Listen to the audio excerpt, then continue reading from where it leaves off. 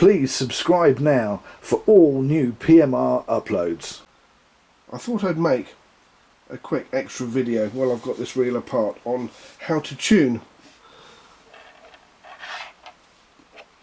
the Akios monomag, because they're not always brilliant straight out of the box and sometimes they need a bit of tuning. So you've got your mag, get hold of it with your finger here and your finger inside, finger there, finger inside, and undo the little grub screw. There you go, one little, I've got that twice now, one little grub screw. Then undo the outside shoulder, because that is also the stopping point. Put the reel in, put the side plate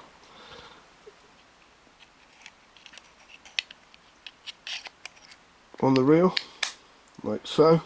Now, because I've got crown screws on this one and I can put it in place, that helps a lot.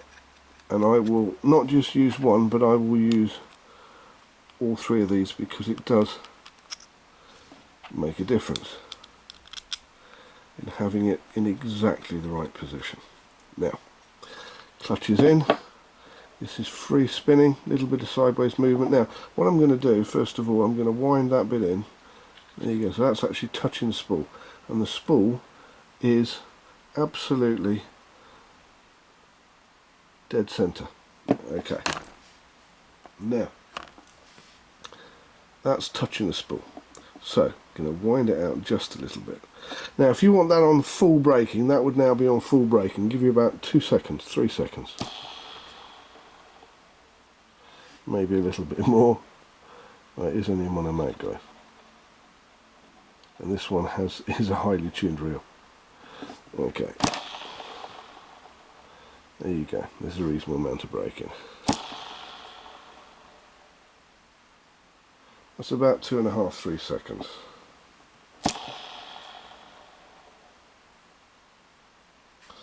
Okay, now I'm going to wind this out a bit, and I'm going to set this on 4 seconds.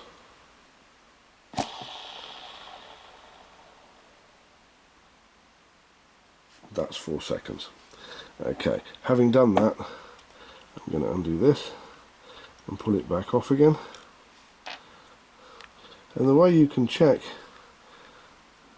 to see how far out the reel is when you first get it, note to self, turn my phone off when I'm making a video.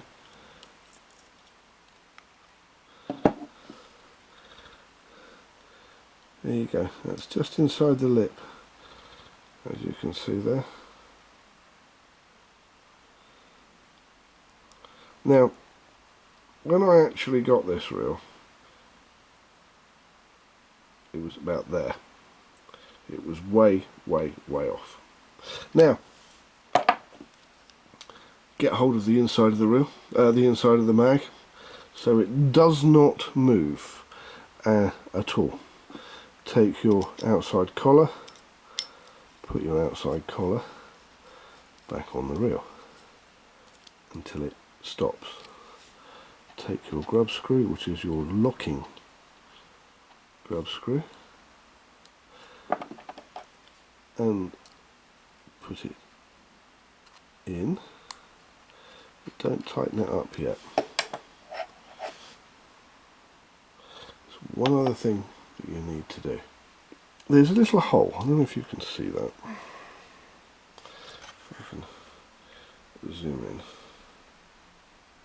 There you go. There's a little hole there on the shaft, covered in grease at the moment, and I'm going to slide this very small screwdriver in there like that, so that when I tighten,